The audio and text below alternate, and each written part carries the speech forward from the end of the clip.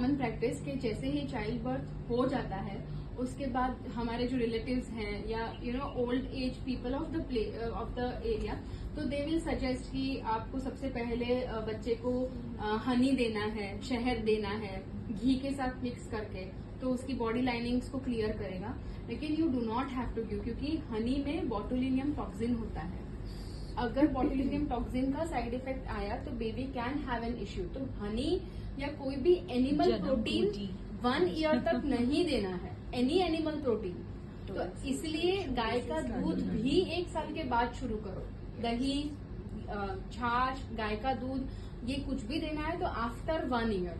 And दूसरा चीज, the first thing which a baby should take immediately after birth is only and only mother's milk, nothing else। अगर mother's milk नहीं मिल रहा है because of any reason, तो any human milk if possible।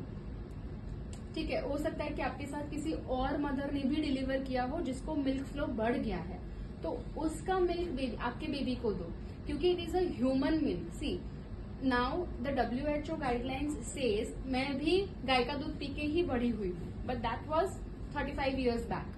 ठीक है, now the WHO guidelines says कि because of pasteurization, adulteration, excessive fertilizer use, growth hormone, सब, गाय जो हमें दूध देती है वो सिर्फ घास खा के नहीं देती, उसको ऑक्सीटोसिन के इंजेक्शंस दिए जाते हैं, उसको ग्रोथ फैक्टर के इंजेक्शंस दिए जाते हैं, इंसुलिन के इंजेक्शंस दिए जाते हैं, जिससे उसका मिल्क प्रोडक्शन बढ़ता है और फिर वो हमें दूध देती है। तो ये सारा जो these all are inflammatories and allergens.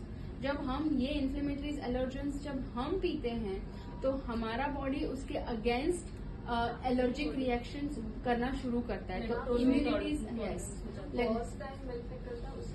Colostrum कहते हैं। सो जब फर्स्ट मिल्क निकलता है, that is the milk which has very high amount of fat, proteins, antibodies, antioxidants and immunoglobulins. So when the newborn drinks that, the infant drinks it, so it clears the mucosal lining of the gut, और उसके बाद gut mobility also improves. तो it is not to be given. Ideally WHO के हिसाब से तो we should not be even giving cow's milk to, or buffalo's milk, goat milk, camel milk, any milk to a human, because that is an animal protein and we have human protein. So if you are not able to get your own milk, you can have milk of some other mother who is lactating.